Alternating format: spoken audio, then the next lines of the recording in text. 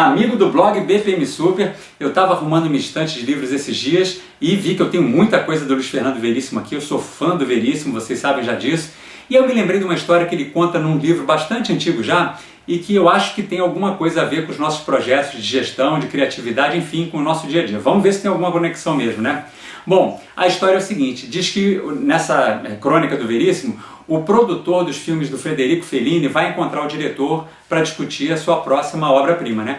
E ele já vai pensando, nossa, o Fellini é aquele cara que ele viaja quando faz os filmes dele, ele não tem que se preocupar com o orçamento que nem eu tenho e tudo, então ele vai estourar o orçamento, ele vai querer cenários faraônicos, milhares de personagens, de figurantes para fazer uma cena de 2 minutos, vai querer filmar em todos os continentes, então eu já vou preparado para a conversa, né? Isso o produtor do filme pensando, já vou para essa conversa com o Fellini, preparado para ter uma negociação difícil com ele. E ele chega na casa do Fellini, o Fellini chama ele para sentar, começa a tomar um cafezinho, e aí ele fala, bom Fellini, então qual é a sua ideia para o próximo filme? E aí, surpreendentemente, o Frederico Fellini diria para ele assim, olha, na verdade, o filme que eu tenho para fazer agora é um filme muito intimista, que quer discutir as relações humanas. Aí o produtor fala, sei, como é que vai ser? Num palácio? A gente vai alugar o Taj Mahal para fazer o filme? Ele fala, não, pelo contrário, se eu quero ver o interior das pessoas, eu pensei num apartamento de classe média, e um casal só conversando durante todo o filme. Aí o produtor já começa a ficar assim ressabiado, fala, sério, Fellini? Tá, mas aí o que tem nesse apartamento? Torneiras de ouro, os criados são egípcios, eu vou ter que fazer... Não, nada disso. Um casal discutindo sua relação, o rumo da vida, como foi acontecendo para eles, né? Poucos planos e tudo, então só 2 pessoas mesmo. E eu acho que só isso. Um casal, um apartamento de classe média e a gente está bem resolvido. Eu fico muito satisfeito de fazer o filme assim. Bom, o produtor quase não cabe em si de contentamento, começa a anotar e fala, bom, então tá bom. É um casal e um apartamento de classe média, né, Fellini? E o Fellini fala, e talvez um gato assim, né, como animal de estimação, para dar um pouco mais de humanidade ao filme. Tá bom, um casal, um apartamento de classe média e um gato.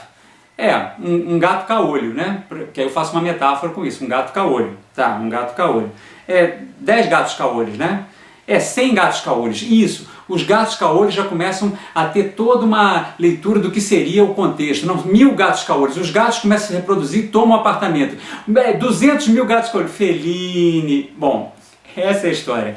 O que eu quero fazer com essa brincadeira, contando essa história, fazer um paralelo com o nosso trabalho de hoje, é que quando nós começamos a trabalhar com processos complexos, com situações da nossa vida real, nas nossas organizações, e principalmente quando a gente fala de políticas públicas ou de grandes arranjos assim, o que o Veríssimo brinca nessa história do Fellini, que você começa com um processo que parece muito simples e daqui a pouco ele começa a perder o controle, é muito fácil de acontecer. E não porque a gente queira, como nessa história metafórica do Veríssimo falando do Frederico Fellini, mas porque da interação das pessoas, quando você começa a botar 1000 gatos caolhos no apartamento, ou quando você começa a botar 1000 pessoas, 10.000 pessoas que se utilizam do serviço que a sua organização tem de prestar para ela, ou 50.000 empregados de uma organização interagindo para fazer um processo acontecer, para um atendimento acontecer, não dá para a gente pensar que isso vai ser um filme num apartamento de classe média, filmado em preto e branco, com 2 protagonistas apenas, né?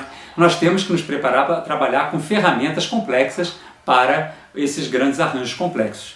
E não é difícil não das coisas acontecerem, mas a gente não pode cair naquela armadilha de tentar simplificar o método para fazer com que a realidade caiba no nosso método. Senão a gente já vai começar a errar desde a saída, né? Se a gente começar a perceber, por exemplo, aquelas teorias do pensamento complexo, do Morin, do Simon, do Herbert Simon, e as ferramentas que existem para fazer isso, e principalmente as experiências recentes e os resultados recentes que nós temos das redes de colaboração entre as pessoas, dos arranjos acontecendo, da gente não tentar dominar o processo, fazer um processo fabril, industrial, desenhado e botar na nossa parede e tentar fazer aquilo dali virar regra, mas a gente observar como se dá o relacionamento das pessoas, utilizando as ferramentas e principalmente o grande conhecimento que existe na rede, né, na web, na internet, e a partir daí montar os nossos próximos passos, o nosso plano que vai sempre se alterando, sempre mudando de forma dinâmica e alcançando os resultados, e cada resultado que é conquistado vira um novo desafio para a gente aprimorar os nossos